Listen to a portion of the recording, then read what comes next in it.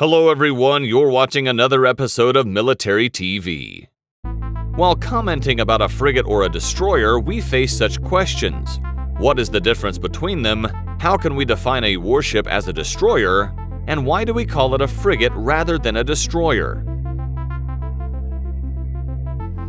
If you're not a Navy crew or a Navy veteran, it could be hard to distinguish these two types of ships. The main difference between a destroyer and a frigate are tonnage, weapons, mission definition, capabilities, and the size to define it roughly. However, there is no standard to define a warship as a destroyer. Different countries have different definitions and ideas about what a destroyer or a frigate should do. For example, while the US Navy describes a 9,000-ton Arleigh Burke-class as a destroyer, Iran may call a 95-meter Moudge-class ship a destroyer. As we already know, frigates and destroyers are two of the most common warships in a Navy's fleet.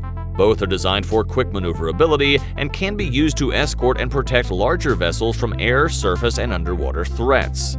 The similarities between frigates and destroyers have led to some European navies using the terms interchangeably. On the other hand, frigates are more common, with almost every navy in the world in possession of a frigate as part of its Navy fleet. There is a lot of difference between a destroyer and a frigate, and both serve their roles equally well in any naval force. To understand the difference clearly, first we need to take a look at the history.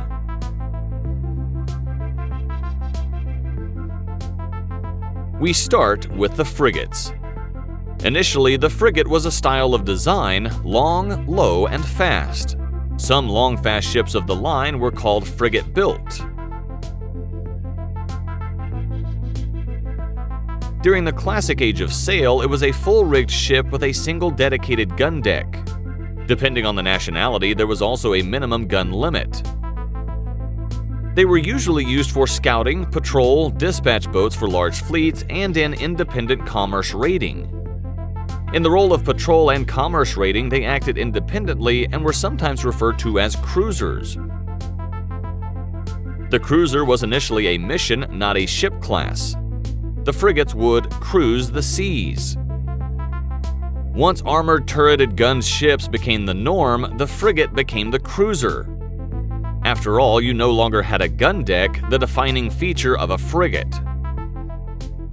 The term frigate disappeared around the late 1800s or so. It did not reappear again until World War II.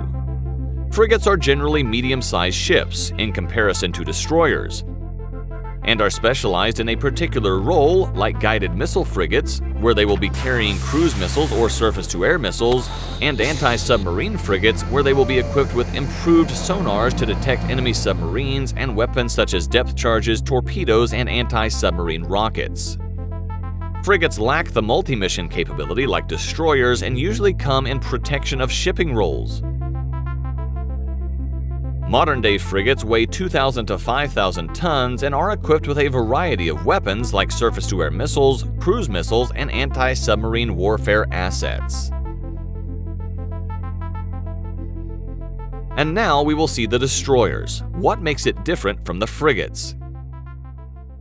In naval terminology, a destroyer is a fast, maneuverable, long-endurance warship intended to escort larger vessels in a fleet, convoy, or battle group and defend them against powerful short-range attackers. Historically, they were originally developed in the late 19th century by Fernando Villamil for the Spanish Navy as a defense against torpedo boats. And by the time of the Russo-Japanese War in 1904, these torpedo boat destroyers, TBDs, were large, swift, and powerfully armed torpedo boats designed to destroy other torpedo boats. Although the term destroyer had been used interchangeably with TBD and torpedo boat destroyer by navies since 1892, the term torpedo boat destroyer had been generally shortened to simply destroyer by nearly all navies by the First World War. World War I became the destroyer's first real baptism under fire. It was in this sphere of combat that America's newly designed flush-deck four Pipers proved their versatility. Actually, destroyers are much smaller than battleships, but larger than frigates. They usually have one smaller gun, 5 inches compared to Iowa's 16-inch beast, and lots of missiles, including anti-ship, surface-to-air, and cruise missiles, Tomahawks in the American case. Modern destroyers often have a helicopter pad as well, which helps with anti-submarine warfare.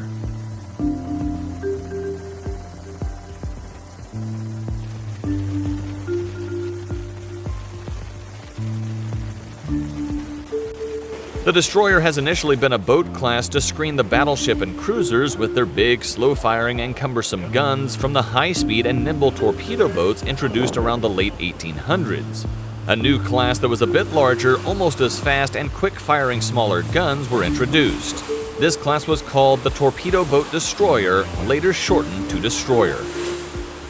Destroyers, on the other hand, are heavy surface combatants at 5,000 to 10,000 tons and equally expensive. These pack the most offensive firepower for any navy, packed with cruise missiles, anti-ship missiles, surface-to-air missiles, anti-submarine warfare assets, along with top-notch sensors and radars, and thus literally pack the punch of any naval force on a single ship. In short, if we compare their fighting capabilities, then destroyers easily edge out frigates thanks to its better armaments and attack capabilities. While frigates mostly act as a fleet protector and as a flagship or convoy in modern sense. Frigates are also cheaper to manufacture and operate than destroyers. Both frigates and destroyers are needed for a blue water navy, as they have capability to operate in high-threat environment and thus are well coordinated in such roles.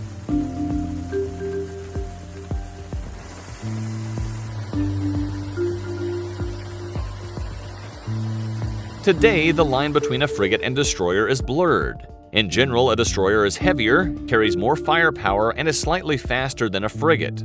Frigates also tend to have more of a focus on anti-submarine missions. However, both classes are frequently multi-mission capable.